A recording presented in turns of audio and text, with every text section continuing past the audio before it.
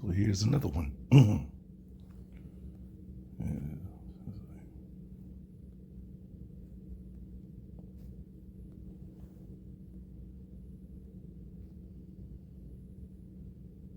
Check this guy out.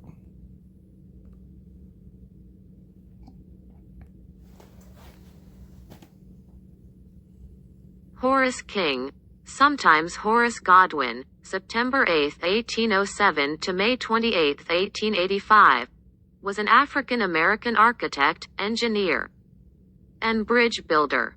1. King is considered the most respected bridge builder of the 19th century Deep South, constructing dozens of bridges in Alabama, Georgia, and Mississippi. 2. In 1807, King was born into slavery on a South Carolina plantation. A slave trader sold him to a man who saw something special in Horace King. His owner, John Godwin, taught King to read and write as well as how to build at a time when it was illegal to teach slaves. King worked hard and despite bondage, racial prejudice and a multitude of obstacles, King focused his life on working hard and being a genuinely good man. King built bridges, warehouses, homes, churches, and most importantly, he bridged the depths of racism. Ultimately, dignity, respect and freedom were his rewards, as he transcended the color lines inherent in the Old South of the 19th century. Horace King became a highly accomplished master builder, and he emerged from the Civil War as a legislator in the state of Alabama. Affectionately known as Horace, the Bridge Builder, King and the Prince of Bridge Builders, he also served his community in many important civic capacities. 3. Man, does that sound like some masonry stuff right there? The master builder, the Prince of Bridge Builders. And something about that just didn't set right from the beginning, where it talks about how they say there, a slave trader sold him to a man who saw something special in him, in Horace King. Why does he already have a name too? That was another thing too that I thought was interesting. Horace King, and then he's changed to Horace Godwin, but he went by both. Maybe I'm overthinking that one part right there, but I just thought that was really weird, how he was able to fluctuate back and forth, with those two names during this time. But it gets a little better. Let me see here. That's supposed to be the image of him. Now this is supposed to be a mulatto. I just saying that don't look like any mulatto I've ever seen now. So I doubt this is the actual picture. And I'm not saying I'm an expert on mulattoes. I'm just saying I've seen mulattoes, and I have to see his parents, because that doesn't look right to me. That looks like they're putting someone else's image there. I could be wrong, but that's what it seems to me. He was a Republican. How do you like that, huh? Robert Small, slave, South Carolina, Republican. This dude, South Carolina, off the plantation, Republican. Wait a minute. I thought democracy. I thought it's inclusion. I thought it's all these things that brings everyone together. What would former slaves be doing, being a part of the party that put them into slavery or wanted to promote slavery? Check this out.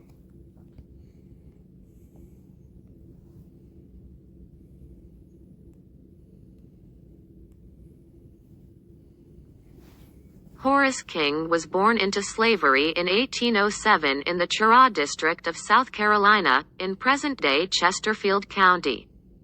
King's ancestry was a mix of African, European, and Catawba. Mid-20th century biographer F. L. Cherry described his complexion as showing more Indian blood than any other. 5. Taught to read and write at an early age. He had become a proficient carpenter and mechanic by his teenage years. 6. Records indicate King spent his first 23 years near his birthplace. with his first introduction to bridge construction in 1824. 7. In 1824, bridge architect Ethiel Town came to Chirrah to assist in the construction of a bridge over the Pd River. While it is unknown whether King assisted in the construction of this bridge or its replacement span built in 1828, Town's lattice truss design, used in both Pd bridges, became a hallmark of King's future work. 8. Now, I thought that his ancestry there too was interesting. The mixture of the three, because we're African. That's the part where I think they're throwing it in to be confusing. Because the African to me seems like it doesn't belong there. That seems, at least by the image of what they're giving, is the European and Catawba. That's the two that seem to me that would be there. And not the African, because it's just not showing up, in my opinion. Anyways, let's get to where I think, yeah, let's get here. See more masonry talk here. When King's master died around 1830, King was sold to John Godwin, a contractor who also worked on the Pd Bridge. 9. King may have been related to the family of Godwin's wife, Anne Wright.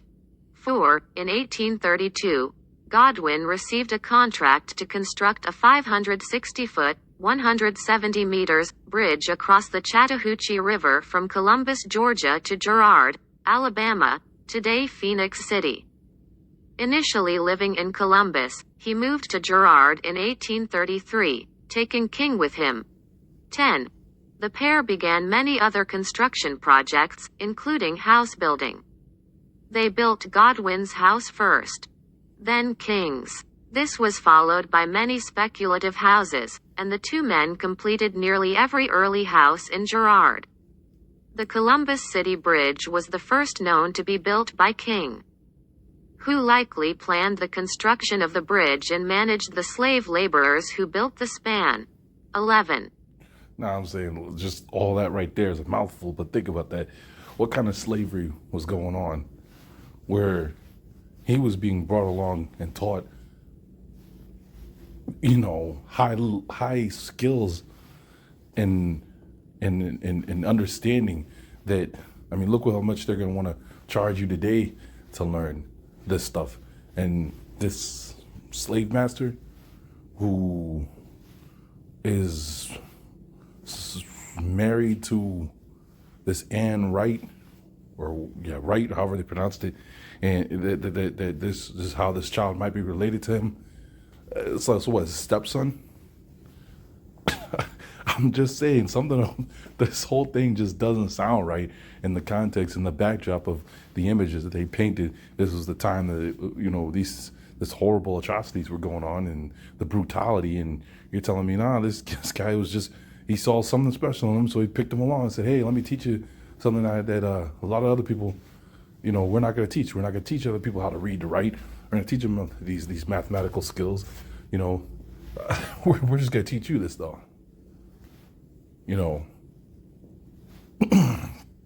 Don't seem right. It's just a fairy tale, or someone's lying in all this.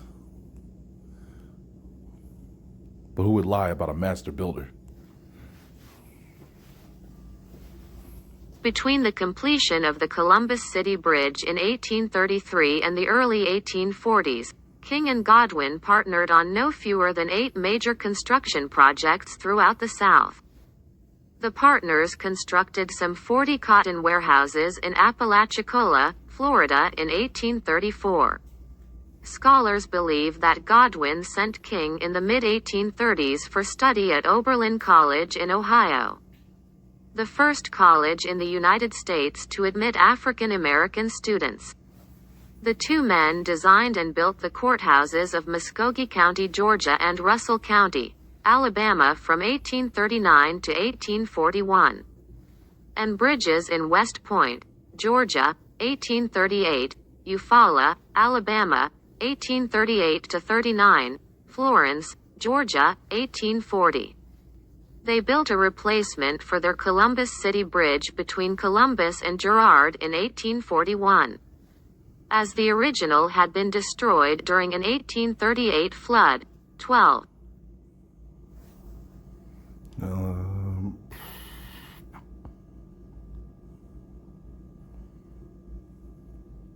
Care about all that. I want to get down to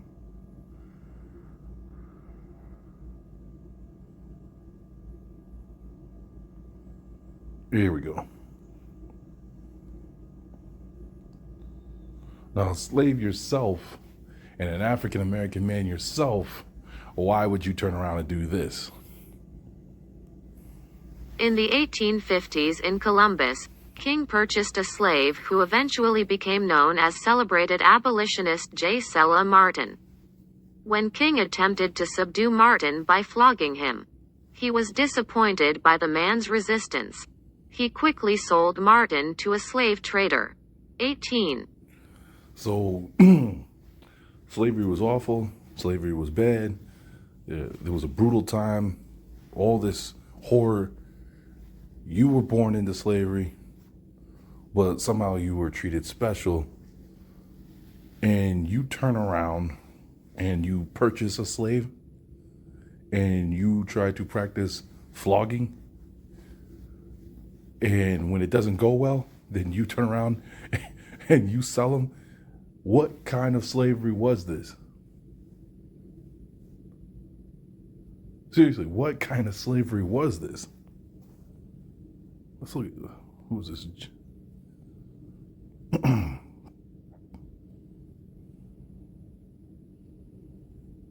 Escape slavery in Alabama.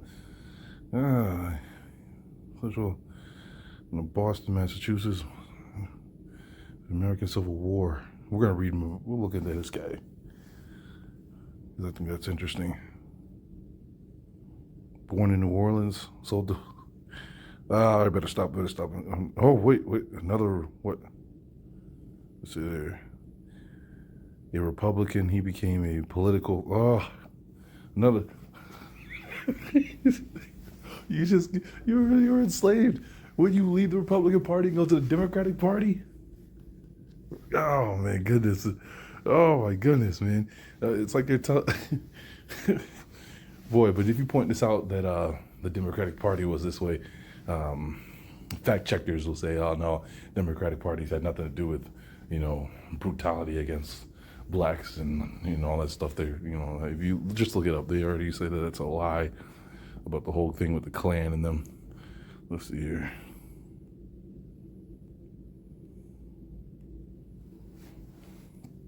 As the American Civil War approached in 1860, King, like many blacks in the South, opposed secession of the Southern states and was a confirmed Unionist.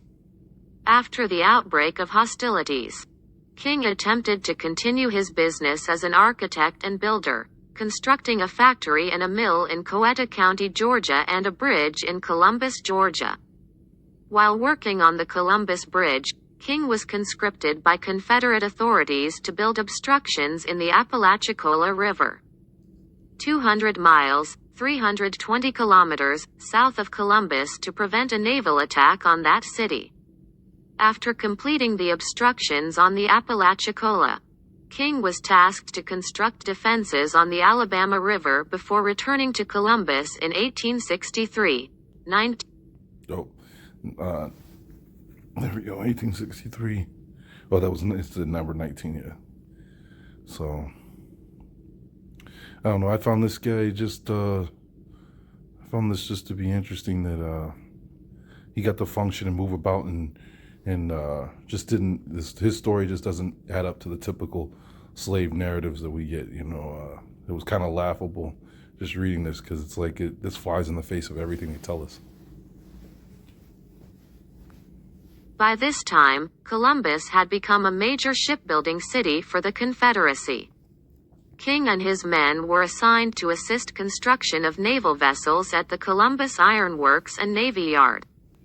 In 1863-64, King constructed a rolling mill for the iron works, which manufactured cladding for Confederate ironclad warships. King's crews also provided lumber and timbers for the Navy Yard. They were at least peripherally involved with the construction of the CSS Muskogee. 20. During 1864, King wrote to Jemison, who had also opposed secession but was then serving in the Confederate Senate. He asked what would be likely to happen if he stopped his work for the Confederacy. Jemison's response is unknown. 4. As the war approached its end in 1864, many of King's bridges were destroyed by Union troops. This included Moore's Bridge, which King owned.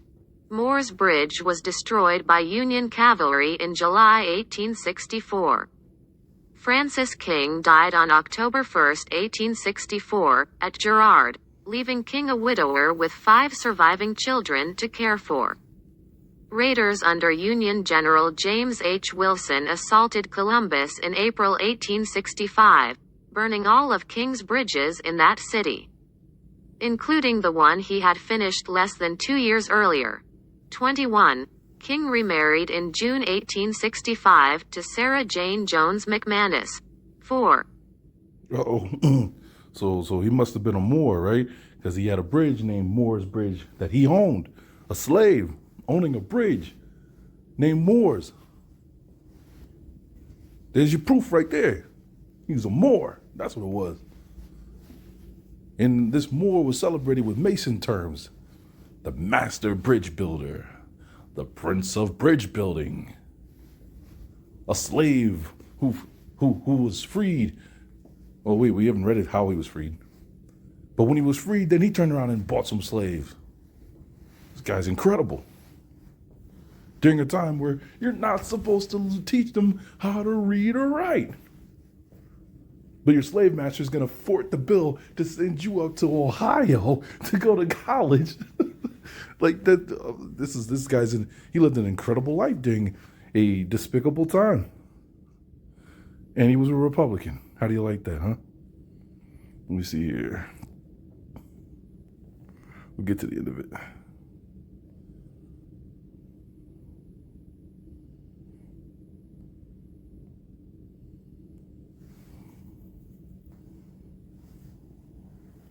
The post-war period resulted in new opportunities for King.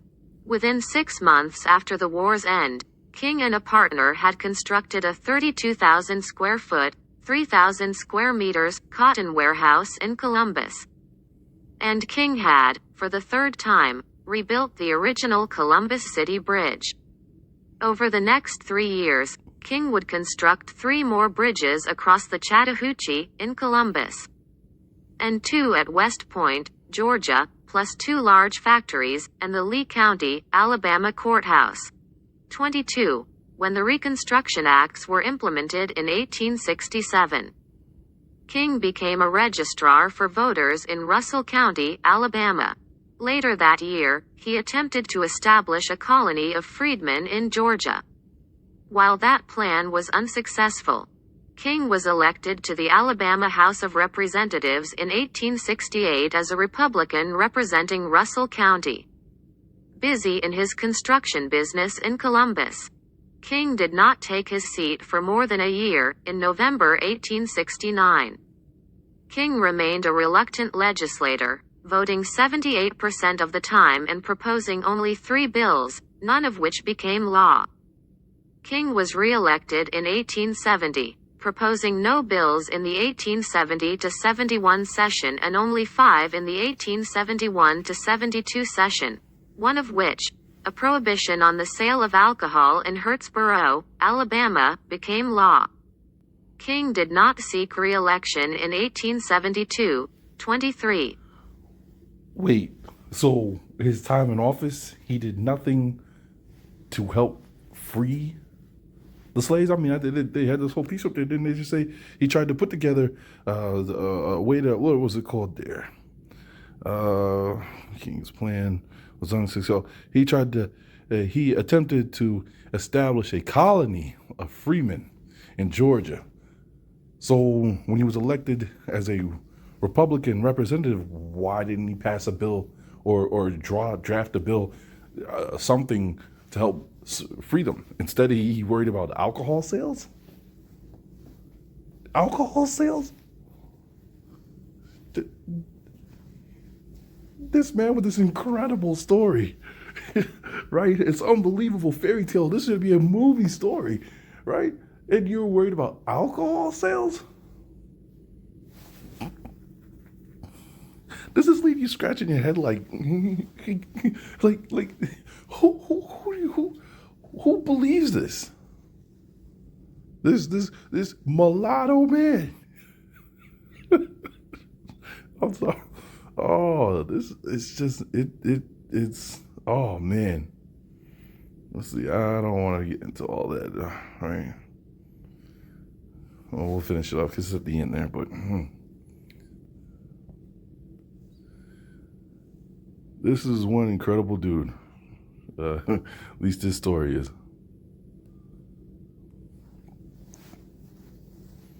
King left the Alabama legislature in 1872 and moved with his family to LaGrange, Georgia. While in LaGrange, King continued building bridges, but also expanded to include other construction projects, specifically businesses and schools. By the mid-1870s, King had begun to pass on his bridge construction activities to his 5 children, who formed the King Brothers Bridge Company.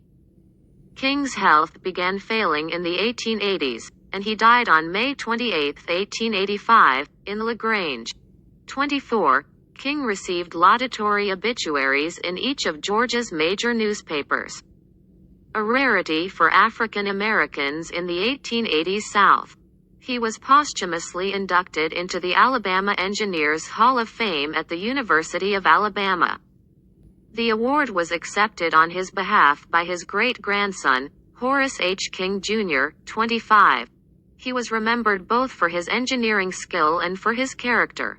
26. It was one other piece, though. I think I've missed something. There was something else. He did. And when did that part? Did that part. Because I thought there was a piece where they talks about how you. Oh. No, Moore's Bridge, ready to the part between nearby. There was a part in there where I thought he bought the land near his former slave master, which I was like, that's weird.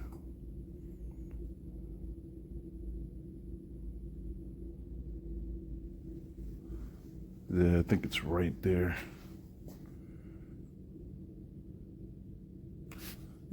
Yeah, I jumped this part because I wanted to get to this is the last bit because I thought this was interesting.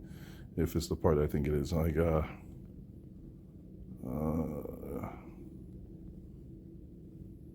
we go.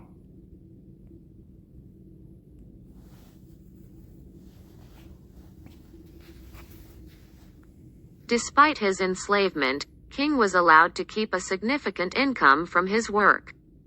In 1846, he used some of his earnings to purchase his freedom from the Godwin family and Wright. But, under Alabama law of the time, a freed slave was allowed to remain in the state only for a year after manumission.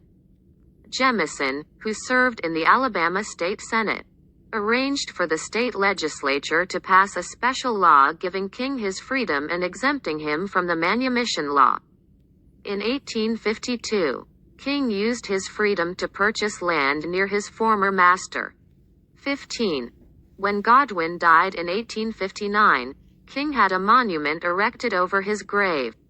4. In 1849, the Alabama state capitol burned, and King was hired to construct the framework of the new Capitol building, as well as design and build the twin spiral entry staircases.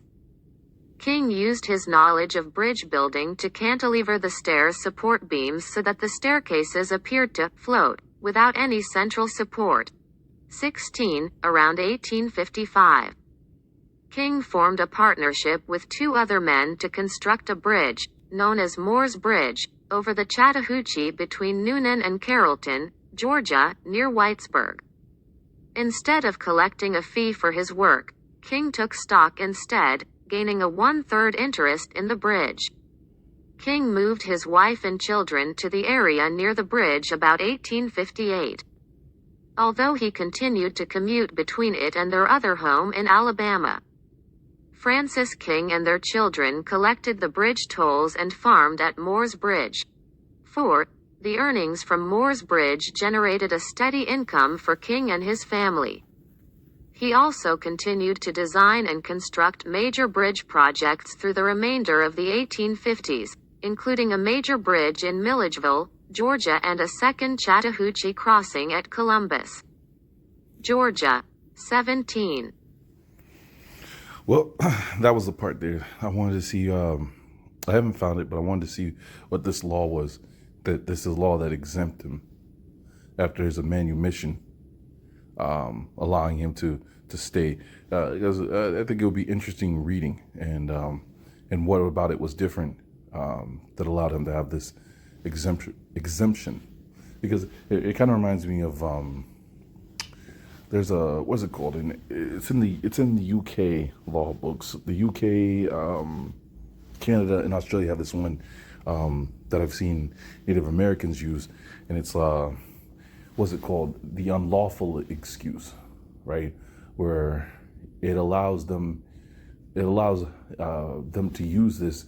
If a law is unlawful, right, then this is what you would call upon this definition to skirt by something being mandated or pushed upon you that doesn't line up with their treaty, their constitution, what do they have over there? I forget what it's called. But where their laws stem from. Anyways, I just think that's interesting. I think it's interesting they reference it, but they don't tell you what the law was or what he had passed or how they used it. So that's something I have to look into to figure that out. And just a little last laugh. they really won't stop pushing this Moore's Bridge, right? I wonder if his wife and children stood by the bridge collecting these tolls with a fez on. I'm just saying. Like, gee whiz, the Moore's Bridge, huh? But yeah, so here's your guy, Horace King, the master bridge builder, the prince of bridge building, a Republican, but he, was for the Union. But he never left the South except to go to the North for education. But he was, just the whole thing just doesn't line up. Like, we even saw lies where when you read that, it's just like, this is just unbelievable. You can't believe this. But here he is. I just thought this guy was another one interesting, and just there was something else too, real quick. I was thinking about, as I was reading this, I had Robert Small in the back of my mind the whole time, right? Robert Small's mom, how she was a descendant of the Geechee Gala tribes there along the coast. That was interesting because if you take that word Gala, I believe I'm saying it right, yeah, because I remember what it was. At the time I was like, that word Gala looks like it's Arabic, right? And that's what it was. It was Allah. You take that G, you put an A there, and it's Allah. But if you put an F there, I believe it is. It's either F or it's a H. You get the Fala people, and they're supposed to be a tribe in East Africa. Basically closely related to the Ethiopians, which, the Ethiopians are another thing to get into, right? Because Ethiopians have what? The oldest Bible. How did they get the oldest Bible, but they're not the people of the Bible? Not unless you were in Europe. Not unless you were the somehow related to the original Italians, and that you fled there when you seen what was coming. You seem to always be able to dodge everything. When Mussolini tried to go down there and take the Ethiopians out, you were prepared for him. How did you know, and how were you so well prepared while none of the other African nations were? It's almost as if the Italians left Italy, set up a new home base in East Africa, right? Took their religion with them, and have been waiting ever since.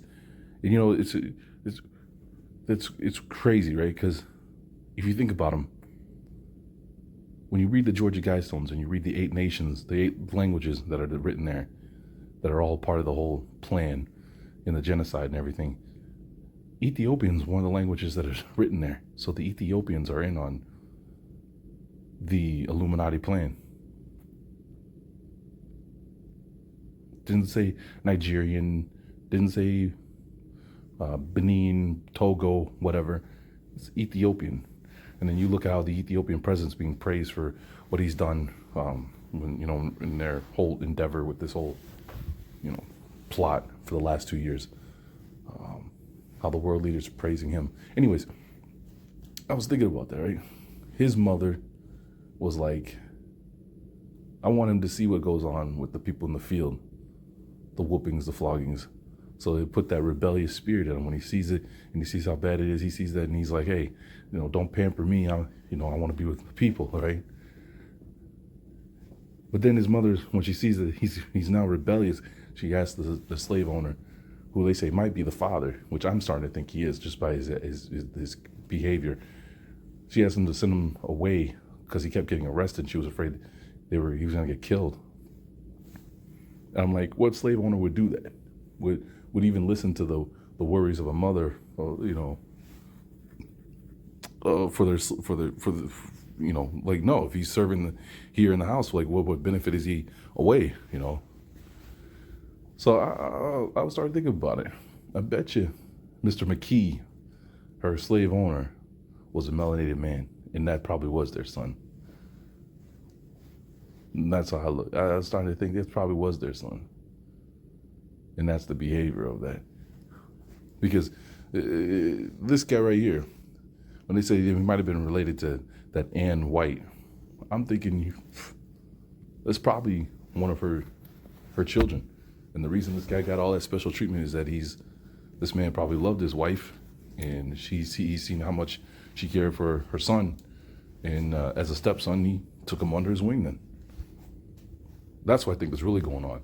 And it'll be a shame if that's what really happened and they wrote this way and purposely to throw you off instead of just telling the truth. But yeah, there's our man, Horace King.